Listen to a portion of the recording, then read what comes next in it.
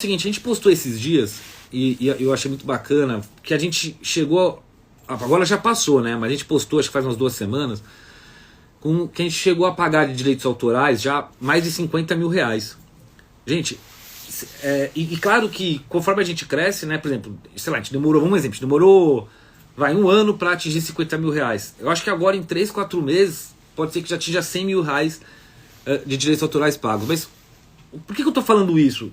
Qual que é a importância disso? A importância é que essa renda, nesse momento, ela de fato ela tem ajudado aí no orçamento de muitas pessoas e a gente fica até sensibilizado com as mensagens que chegam, né? Então, primeiro, meritocracia, podendo distribuir renda e principalmente nesse momento que a gente está vivendo, que tempos loucos, né? Então a gente sabe que qualquer soma no orçamento faz muita diferença. Então acho que esse está sendo o maior legado que a gente está deixando, tá?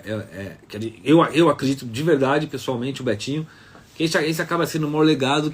A gente montou uma empresa, claro que a gente quer, a gente quer ganhar o dinheiro, mas queremos ajudar tudo também. E realmente vendo as coisas acontecer e com esses feedbacks, realmente não tem. Isso motiva e mostra que a gente está no caminho certo e dá força aí para superar todas as dificuldades que tem mesmo no dia a dia.